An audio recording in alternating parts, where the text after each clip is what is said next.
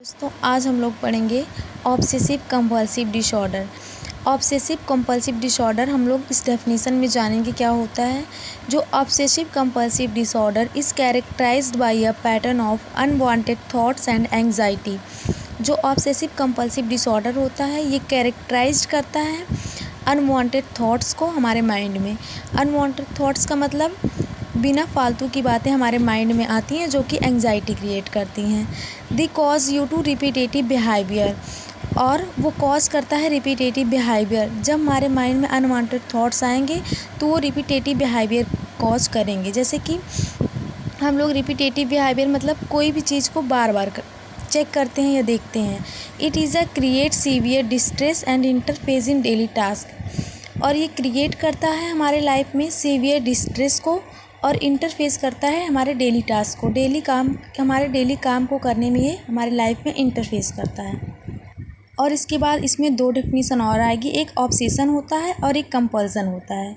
जो ऑब्सेशन होता है इसमें हमारे माइंड में अनवांटेड थॉट्स आते हैं जो कि हमारे लाइफ में डिस्ट्रेस क्रिएट करते हैं। और ये कंपल्सन है, कंपल्सन में हमारे माइंड में या हमारे साथ रिपीटेटिव बिहेवियर होता है। हम लोग डेफिनेशन में जानेंगे ऑब्सेशन क्या होता है। An unwanted and excessive thoughts in daily life is also called obsession. इसमें ऑब्सेशन का मतलब होता है जैसे कि अनवांटेड, हमारे माइंड में अनवांटेड और बहुत ज़्यादा थॉट्स आते हैं जो हमारी डेली लाइफ में डिस्टर्ब करते हैं, ये ऑब्सेशन कहलाता है। जैसे कि फियर और हार्म और डेंजरस, जैसे कि किसी चीज़ से हमें डर लगता है, कोई डेंजरस चीज़ से, और किसी चीज़ से डर लगेगा कि वो कहीं हमें हार्म ना पहुँचाए। और fear and contaminated of germ, जो कंटामिनेटेड होता है जर्म्स उससे डर लगता है। और इसमें कंपल्सन जो होता है the person perform a repetitive behaviour, जो पर्सन होता है, जो इंडिविजुअल होता है वो परफॉर्म करता है रिपीटेटिव बिहेवियर, मतलब किसी भी चीज़ को बार बार करेगा, is also called compulsion.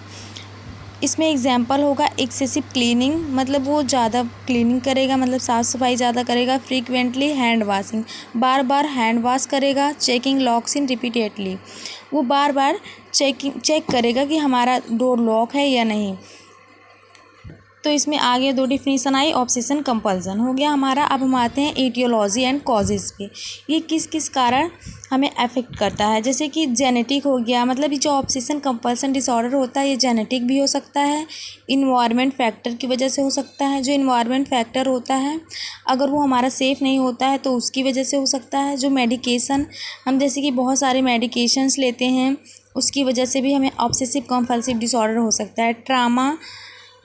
Trauma हमें कहीं चोट लगी हो, हेड इंजरी, मतलब हेड इंजरी हुई होती है तो उससे भी हमें ऑब्सेसिव कंपल्सिव डिसऑर्डर कॉज होता है।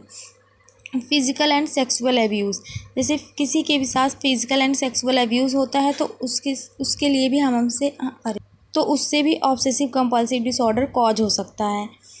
स्ट्रेस की वजह से, एंग्जाइटी की वजह से, डिप्रेशन की वजह से, इन सब चीज़ों की वजह से हमें ऑब्सेशन कंपल्सन डिसऑर्डर कॉज होता है।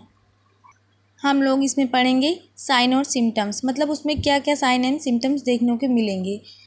अगर हमें ऑब्सेशन कंपल्सिव डिसऑर्डर हुआ है तो उसमें साइन एंड सिम्टम्स क्या क्या हो सकते हैं। जैसे कि एग्रेसिव बिहेवियर, जो हमारा बिहेवियर होगा बहुत ही ज़्यादा एग्रेसिव हो जाएगा। फियर और हार्म और डेंजर, मतलब जो हार्म और डेंजरस चीज़ें होती हैं उससे डर लगेगा। चेकिंग कंपल्सन, मतलब कंपल्सन में जितने भी रिपीटेटिव बिहेवियर हो रहे थे वो सारे यहाँ पे होंगे। जैसे कि एक्सेसिव हैंड वॉशिंग, मतलब बहुत ही ज़्यादा हैंड वॉश करेगा वो। और फ्रीक्वेंटली चेकिंग लॉक, बार बार लॉक चेक करेगा। फियर और डर्टी, मतलब गंदी चीज़ों से डरेगा। और उसके बाद हम लोग आते हैं थेरेपी पे, जैसे कि उसको हम थेरेपी में ग्रुप थेरेपी दे सकते हैं, फैमिली थेरेपी दे सकते हैं, बिहेवियर कॉग्निटिव थेरेपी दे सकते हैं, मिलियो थेरेपी दे सकते हैं। जो हमारा मिलियो थेरेपी होता है ये इन्वायरमेंट थेरेपी भी होता है कि उसको सेफ़ इन्वायरमेंट हम दे सकते हैं। और उसके बाद हम लोग आते हैं डायग्नोस्टिक इवेलुएसन पे। डायग्नोस्टिक इवेलुएसन पे हम सबसे पहले हिस्ट्री कलेक्ट करेंगे। हिस्ट्री कलेक्ट में उसका नेम देखेंगे, उसकी एज देखेंगे और उसका मतलब प्रॉपर एड्रेस देखेंगे, उसको उसकी पहले की कोई मेडिकेशंस रिपोर्ट वगैरह देखेंगे।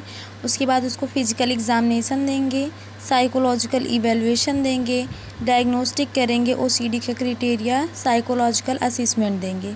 उसके बाद हम आते हैं मैनेजमेंट में उसको हम साइकोलॉजिकल सपोर्ट देंगे, माइंड से रिलेटेड उसको सपोर्ट देंगे, साइकेट्रिक ड्रग्स देंगे, इलेक्ट्रोकन्वल्सन थेरेपी देंगे, ट्रांसक्रैनियल मैग्नेटिक स्टिमुलेशन, मतलब जो ट्रांसक्रैनियल नर्व होती है उसको स्टिमुलेट करवाएंगे। और उसके बाद नर्सिंग मैनेजमेंट, जो नर्स होती हैं वो क्या क्या मैनेज करेंगी पेशेंट के लिए। Monitor the neurological status and mentally status, मतलब उनका न्यूरोलॉजिकल स्टेटस क्या है और उनका मेंटली स्टेटस कितना डिस्टर्ब है, कितना सही है, उसको मॉनिटर करेंगी। आते हैं हम नेक्स्ट में administer the drug prescribed by doctor, मतलब जो ड्रग्स होंगी उसको जो साइकेट्रिक होंगे प्रिस्क्राइब्ड करेंगे, तो वो जो नर्स होंगी वो एडमिनिस्टर करवाएंगी पेशेंट को।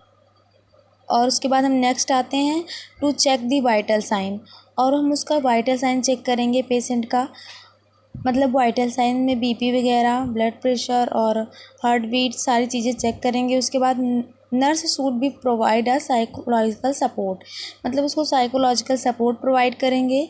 दी nurse should be assist the psychological problem, और उसकी जो साइकोलॉजिकल मतलब उसकी माइंड से जो रिलेटेड प्रॉब्लम होंगी उसको भी असिस्ट करेगी नर्स। और मेंटेन रिलेशनशिप विद पेशेंट, जो पेशेंट्स होगा उससे मेंटेन करेंगे रिलेशनशिप को, इंस्ट्रक्शन को, हर एक चीज़ें मेंटेन करेंगे ताकि वो उसकी साइकोलॉजिकल प्रॉब्लम को असिस्ट कर सके। The nurse should be explain health education, जो नर्स होगी वो प्रॉपर तरीके से एक्सप्लेन करेगी हेल्थ एजुकेशन के बारे में, पेशेंट को बताएगी। To reduce daily distress and repetitive behaviour of patient, जो पेशेंट का रिपीटेटिव बिहेवियर होगा और डेली का जो डिस्ट्रेस होगा उसको रिड्यूस करेगी।